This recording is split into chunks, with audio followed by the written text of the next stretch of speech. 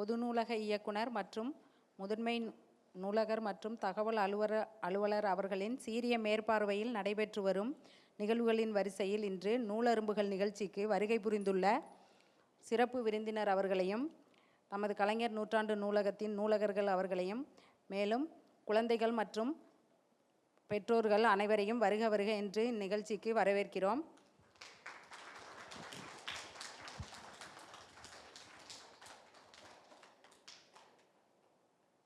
இன்றைய நிகழ்வுகளின் முதல் நிகழ்வாக நூல் அரும்புகள் இனிதே துவங்க இருக்கிறது.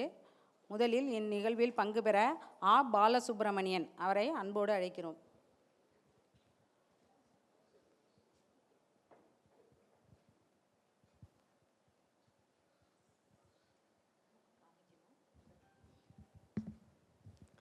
Good morning everyone. My name is Balasubramanian. I am going to talk about a book which is written by Ruskin Bond. Ruskin Bond is an Indian author. The book is about a cricket game. It also has funny, humorous and tense scenes.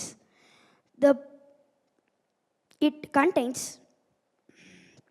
colorful pictures which attracted me to choose this book. Now let me introduce the characters. The characters are Ranji and his friends, namely Prem, Mani and Nathu. The most important character is the one who has the long snout and lives in the river. You could have guessed it what by now? Yes, of course, it's a huge crocodile named Naku and respectfully called as Nakuji. The title is The Cricket for the Crocodile.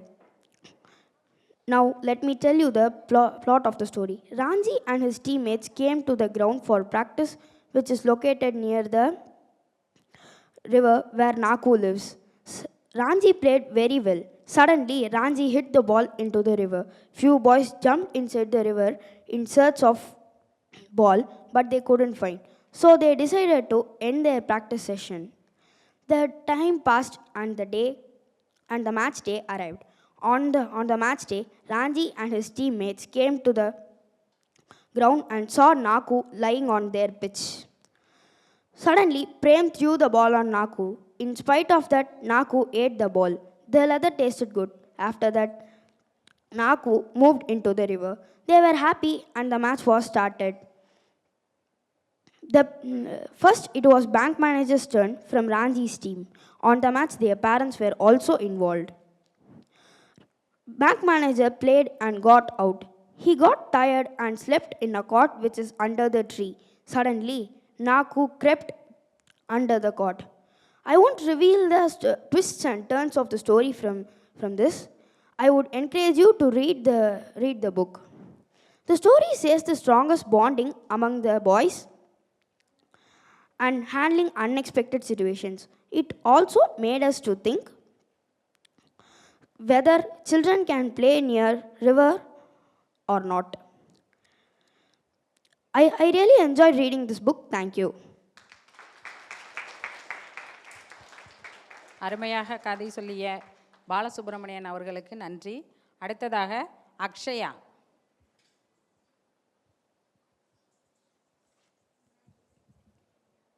அனைவருக்கும் என் இனிய காலை வணக்கம். நான் இப்போ என்னோட பெயர் ராக்ஷியா.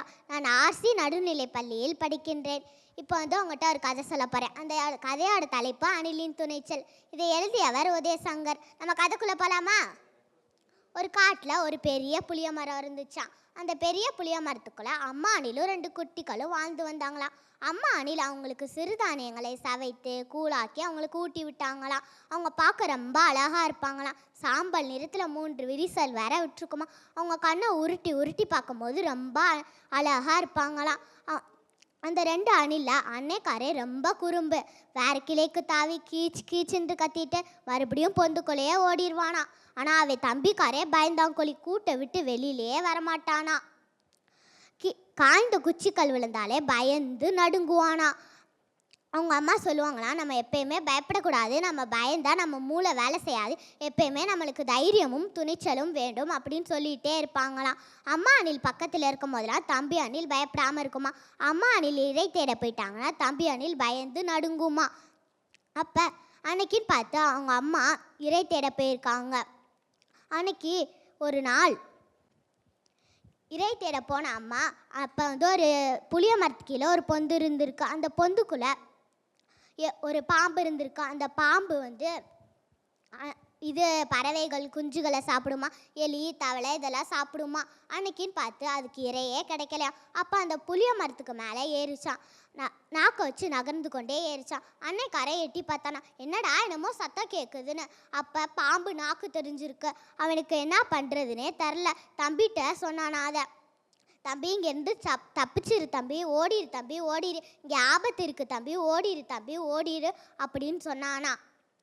அப்போ அவன் தம்பி கரையை வேறு கிளைக்கு தாவிட்டு அந்த தம்பி அணிலுக்கு என்ன பண்ணுறதுனே தெரியலையா. அதுக்கப்புறமா அவன் வந்து வேறு கிளைக்கு தாவிட்டான். அதுக்கப்புறமா அவங்க அம்மா சவுண்டு கேட்டுச்சு, என்னடா டே குதி தம்பி, பாம்பு பக்கத்தில் வந்துருச்சு, குதி தம்பி குதி அப்படின்னு அம்மா சவுண்டு கேட்ட உடனே அவனும் அந்த பாம்பு தலையை தாண்டி குதிச்சிட்டானா. அப்போ அவனுக்கு அவங்க அம்மா 2 பாராட்டுனாங்களாம். இதில் பாராட்டி மகிழ்ச்சி அடைந்தாங்களாம்.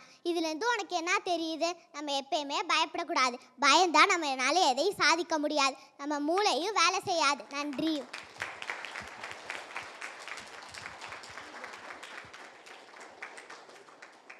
மழலை மொழியில் மகிழ்வித்த அக்ஷயாவுக்கு மனமார்ந்த நன்றிகள். அடுத்ததாக அனுஷ்யா.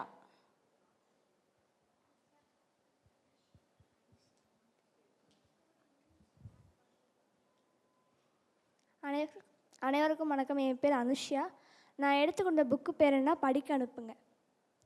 இந்த படிக்க அனுப்புங்க புக்கு வந்து நம்ம என்ன கற்றுக்கிட்டோன்னு உங்களுக்கு ஷேர் பண்ண போகிறேன். ஒரு ஸ்கூலில் வந்து ஒரு டீச்சர் ஜாயின் பண்ணுறாங்க. அவங்க பேர் ஆனந்தி. அந்த ஆனந்தி டீச்சர் ரொம்ப ஜாலியாக பாடுவாங்க, பேசுவாங்க, நல்லா விஷயங்கள்லாம் சொல்லி தருவாங்க. அப்படி இருக்கும்போது அவங்க ஃபோனை எடுத்து ஒரு நாள் வந்து இந்த ஒரு படத்தை எடுத்து காட்டுறாங்க. இந்த படத்தில் இருக்கவங்க யார் அப்படின்னு கேட்டப்ப எல்லோரும் சேர்ந்து சொன்னாங்க, நேரு மாமா அப்படின்னு சொன்னாங்க. அதுக்கப்புறம் நேரு மாமா பற்றி கொஞ்ச நேரம் பேசிட்டு இதே மாதிரி ஒவ்வொரு நாளைக்கும் ஒவ்வொரு படத்தை எடுத்து காட்டினாங்க. அன்றைக்கி ஒரு நாள் வந்து ஒரு படத்தை எடுத்து காட்டும்போது எல்லோரும் என்னது அப்படின்னு கேட்டாங்க டீச்சர். அதுக்கப்புறம் எல்லோரும் சொன்னாங்க, இது எனக்கு தெரியலன்னு சொன்னாங்க. ஒரே ஒரு பிள்ளை மட்டும் எழுந்திரிச்சு எனக்கு தெரியும் அப்படின்னு சொன்னிச்சு. அந்த பிள்ளை பேர் வந்து ஃபாத்திமா. அந்த ஃபாத்திமாவுக்கு அவங்கள தெரியும். அவங்க பேர் என்ன கேட்டப்போ ரோஹியா பேகம் அப்படின்னு சொன்னான். அவங்க பேர் வந்து ரோஹியா பேகம் சொன்னப்போ இவங்கள பற்றி எனக்கு தெரியும், எங்கள் அம்மா பேர் ரோஹியா பேகம் தான், இது எங்கள் தாத்தா தான் வச்சாங்க அப்படின்னு சொன்னான். எதுக்கு இந்த பேரை எங்கள் அம்மாவுக்கு வச்சிங்க அப்படின்னு கேட்டப்போ அவங்க தாத்தா சொன்னார், இவங்க வந்து ஒரு எழுத்தாளர், இவங்க வங்காளத்தை சேர்ந்தவங்க, இவங்கள பற்றி நான் நிறையா புத்தகங்களில் படிச்சிருக்கேன் அப்படின்னு சொன்னாங்க. டீச்சர் வந்து வெரி குட், எல்லோரும் கைத்தட்டுங்க அப்படின்னு சொன்னாங்க. அதுக்கப்புறம் வந்து அவங்க அம்மா வந்து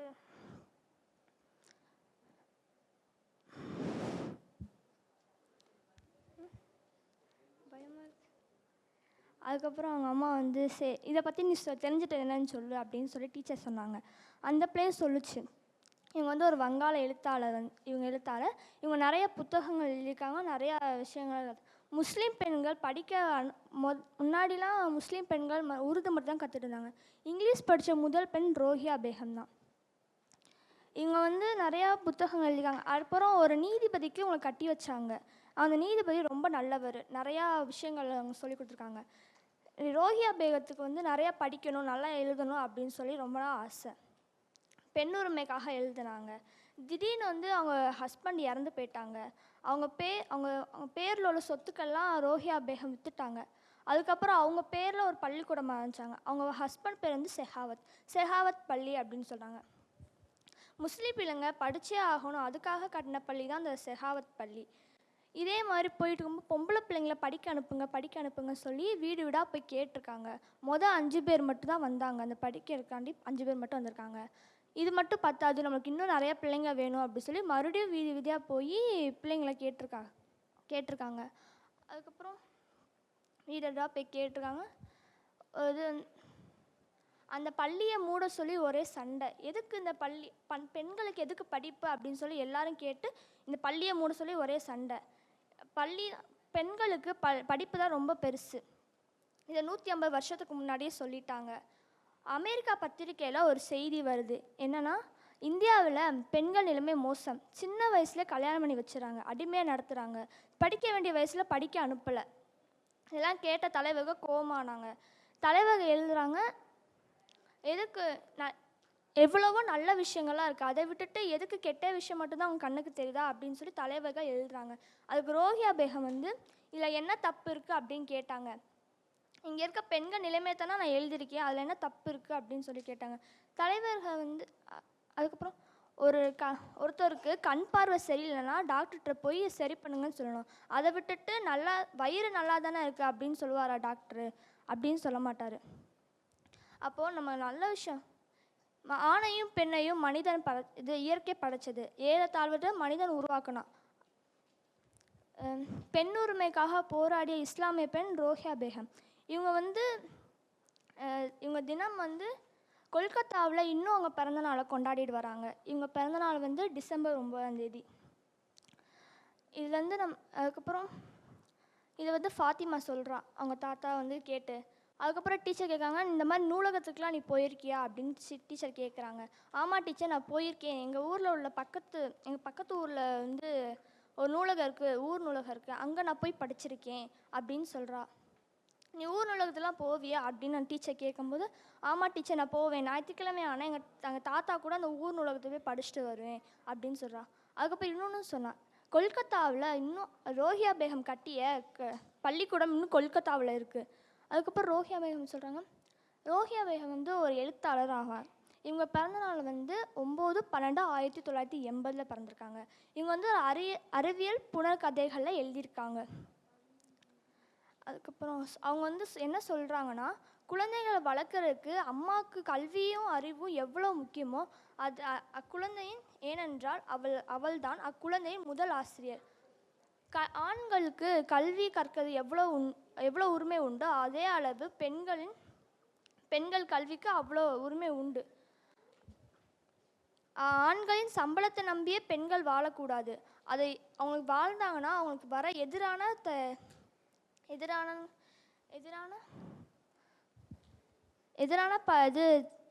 பிரச்சனைகளை அவங்க வந்து பொறுத்து போகணும்.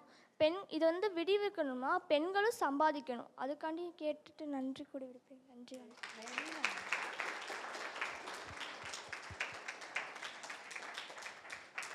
பெண் கல்வியின் அவசியத்தை பற்றி கதை மூலம் உணர்த்திய அனுஷியாவுக்கு மனமார்ந்த நன்றி. அடுத்ததாக Deekshitha.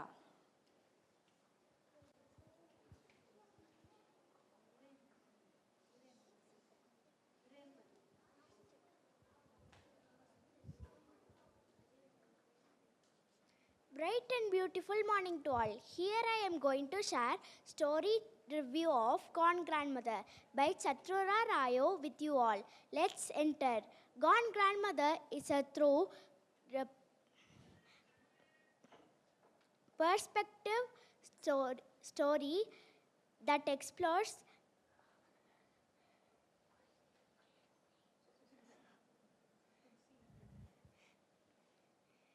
the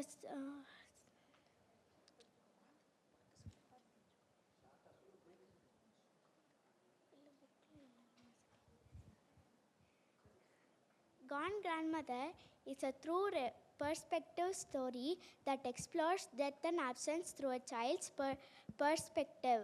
The story beautifully captures a child's curiosity and a journey to understand the concept of death. The three main key themes are self-discovery, that is, which means the child's journey is a powerful exploration of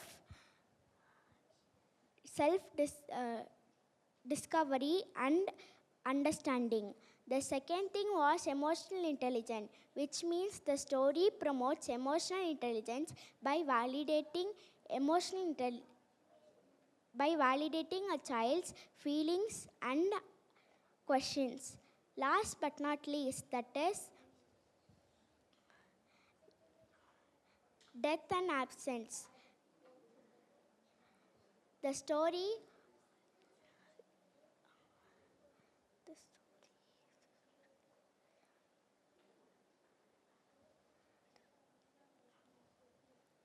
The story sensitively handles complex topic of death,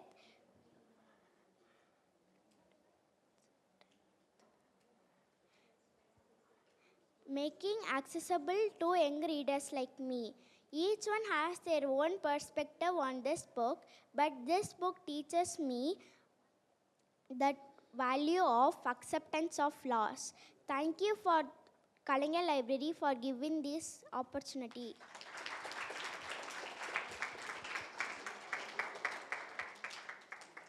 அந்நிய மொழியில் கதை சொல்லி அசத்திய தீக்ஷாவுக்கு மனமார்ந்த நன்றிகள். அடுத்ததாக தீப Vaishnavi.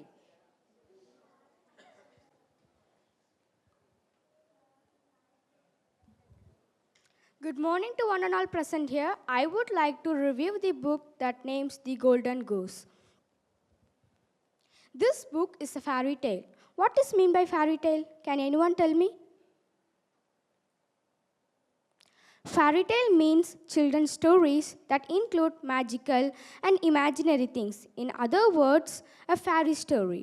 Let's get into the narration of this story. Once upon a time, there lived a woodcutter who was kind and generous. One day, he went to the forest and found a funny little man. He was sitting on a trunk of a tree. The funny little man asked the woodcutter that he was hungry and wanted some food. The woodcutter willingly shared his lunch. For his kindness, the funny little man gifted him something and said, "Go down and chop that tree down." And the woodcutter was puzzled. And as the funny little man said, he went to the tree and chopped down. There he found a golden goose. Its feathers was purest gold. After seeing this gift, he was to stay in a farmer's field. The farmer had 3 daughters. One of the daughters wanted that golden feather. When she touched the golden goose, her fingers struck with the golden goose. Her sisters went to help her, but also struck with her. The next day, the woodcutter went to search a new beginning of his life.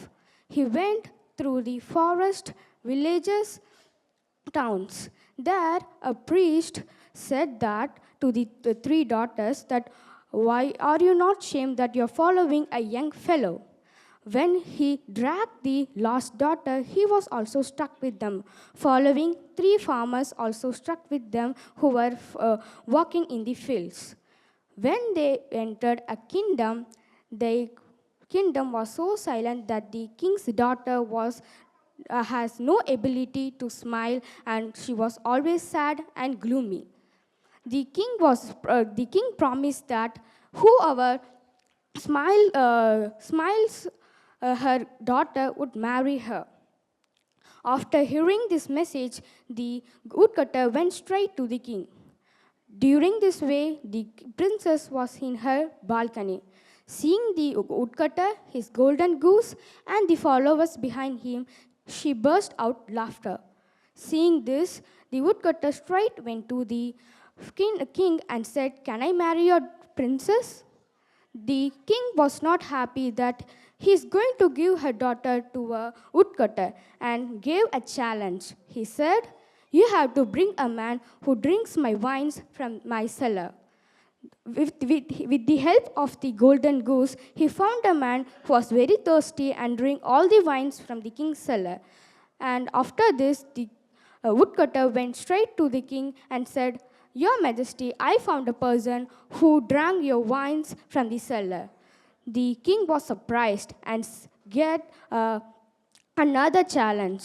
That was, "Can you bring a man who eats the large mountain of breads?" Again, with the help of the golden goose, he found a man who was very, very hungry. And when he came to the large mountain of bread, he was so happy and ate all the breads. Before the last bite of the bread, he said, "The king's bakers are good," and gulped his last bite of the large mountain of bread. After this, again he went straight to the king and said, "Your Majesty, again I found a man who ate the large mountains of bread." The king was astonished that how can he found this man, and he gave another challenge, that was you have to bring a ship that would sail on the land and of course in the water too. The woodcutter was dejected and went to the jungle. He was so sad he couldn't marry a princess. When the golden goose said, "Dear friend, I will help you," and with the golden goose magical powers, he brought a ship that could sail in the land, of course, in the water. They both sailed to the kingdom and present the ship before the court and said, "Your Majesty, I have created the ship that would sail in the water and the land." The king again surprised, and "Now you can marry my daughter." And in that day, the same day, they both married and lived happily ever after. This story tells us the kindness and generosity would make the biggest change in your life. And this book is 100% gives you the kindness and generosity. Thank you and have a wonderful day ahead.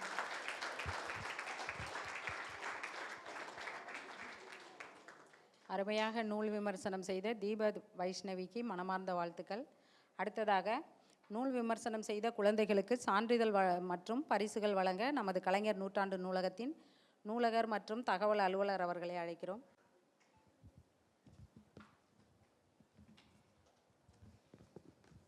Balasubramanian.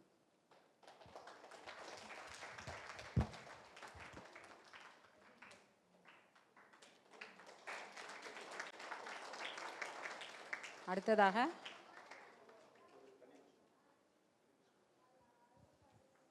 Akshaya.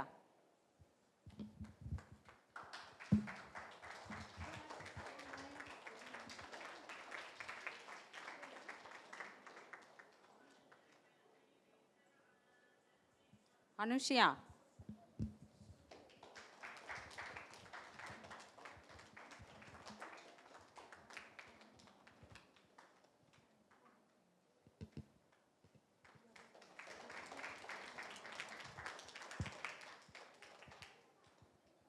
Deekshitha.